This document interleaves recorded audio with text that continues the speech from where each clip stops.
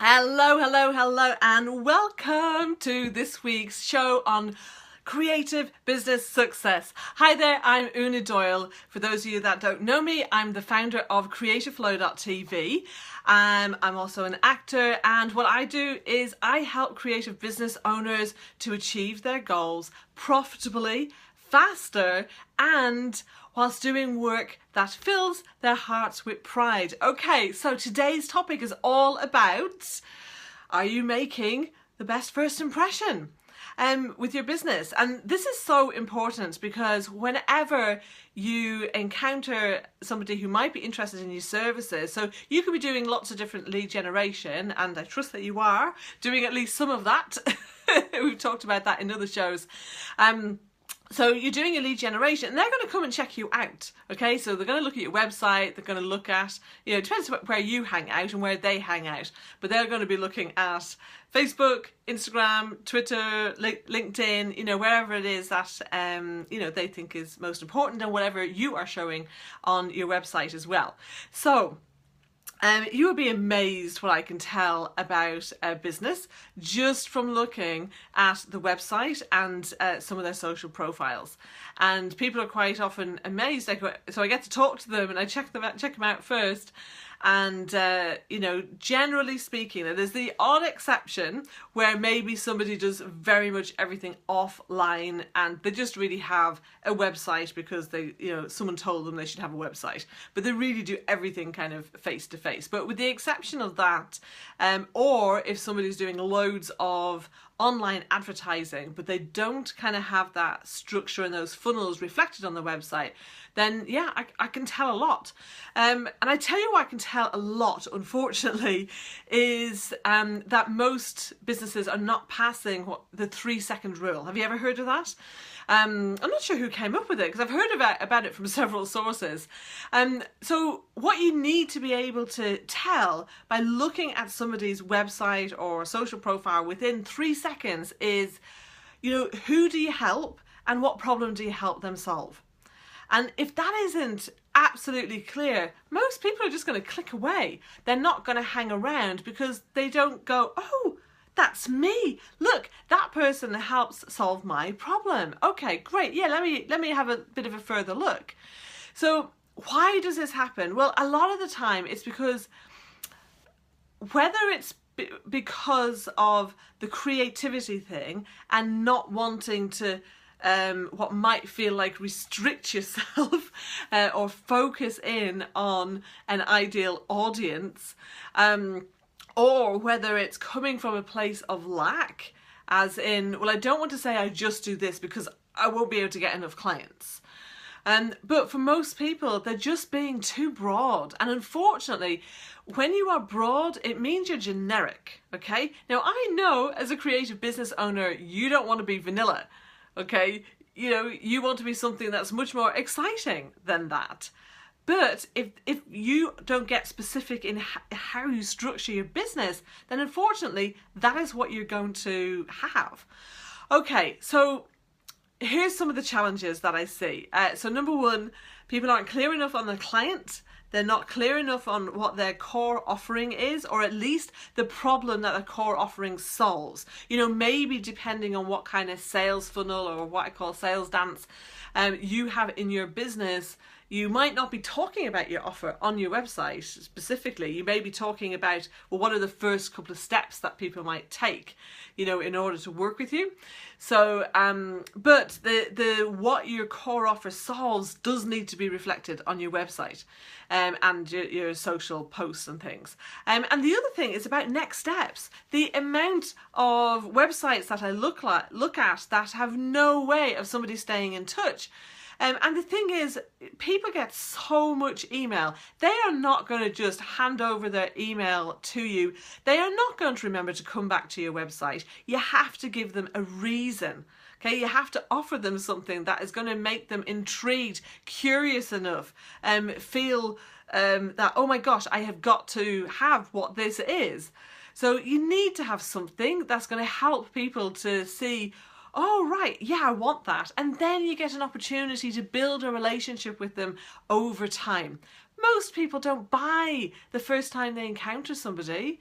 You know, if they have been actively searching for what you provide, then you might get somebody going, hey, can I talk to you? But most of the time, you're getting people who, I wouldn't even call them tire kickers, okay? It's not that they're messing around. It's just that maybe they don't know how much of an impact their problem is having on their life or business yet. Maybe they need to be educated by you as to how you can help them and why that is important. Maybe, you know, they need that kind of ongoing relationship with you to be able to tell those kinds of things. Now, oh, I haven't shared this out. Gosh, please share this out. I'm going to talk about some solutions for this in a moment. And where is this? Oh gosh, yeah. See, this is why I normally have a helper helping me do this. And I completely forgot to share the post out. So please share this out and give me the thumbs up, or even better, give me a heart. I'm not really good at doing this heart thing, am I? Give me a heart and comment and let me know, like, you know, and put your website on. I'd be happy. I'll go and have a look at it and I'll come back and give you some feedback. And because the thing is, you need to make that better first impression. Okay, so yeah, this isn't working. I'm just gonna have to share this afterwards. There we go. There it is. In fact, yay, I can actually do this now. So all right, so here's the thing, is that when you're looking at this, you've got to bear in mind that confused people don't buy, okay? And so when you have something that's really generic, then they might not be confused, but they also might not be enthralled either. So you've got to, people have so much noise, you have to be able to stand out from the crowd. Okay, you've got to be able to differentiate yourself, and the way to differentiate yourself is to get specific. And it was really interesting. I was, as you may know, I'm an actor as well as a business coach. And when I was studying Shakespeare, that was one of the things that came across, is that if you were not really super specific in understanding what every word meant, then your performance would be generic. You know, that you would get this kind of, I'm talking in the Shakespeare voice and it's going like in one ear and out the other and doesn't mean anything kind of thing going on. And that's what could be happening for you when people are looking at what you're doing. So in order to not have that, you've got to be specific. You've got to have something that has meaning for you in terms of, well, why do you care about these clients? I mean, I care about creatives because I am one. It's quite simple. You know, when I first started acting, and I was doing a lot of kind of short films and indie stuff and student films and things like that, and I was coming across so many creatives who were really struggling. Either they kind of didn't know how to get into the industry, or they maybe had a business but it wasn't working well for them. And I could really feel, you know, that pain. So that was one of the reasons why I chose to focus on working with creative business owners. And the other reason is that, you know, for those of us that are creative, we, you know, we don't want to be put into boxes. We don't tend to be that great at, you know, creating structure ourselves. I know that certainly from mistakes I've made myself in the past. And so it's really that thing of, a lot of business consultants and business coaches would try and really change the business owner. And I've met so many creative business owners that said, oh, you know, I really resonate with what you're saying. And I've met these other people and either they just bored me or turned me off. But you get me. And that's what you need to be doing for your clients. They need to be feeling, oh, this person gets me. They can help me achieve my aspirations, or they can help me solve this problem. So please, please, please do not be afraid to be specific. Oh my God, I love that. I love that. Thank you, Steve. To be or not to be specific? The answer is definitely yes, to be. Okay, so how can you be more specific, and what exactly do you need to be more specific about? Well, what you might like to do is join me in a workshop that I'm doing. It's live. The next one is on Friday, but you know, if you're watching this a bit later on, just go and check the link and you'll be able to see this. I will pop that in just as soon as I finish doing this, or else we'll just end up rambling on. So I'll pop the link in the comments. And what you'll do, this is actually, it's a webinar registration page, and it refers to a free guide which is about raising your prices. But don't worry, if you haven't already got that guide, you can get it after you've actually registered. So I will make sure that you get a link. So don't worry about that.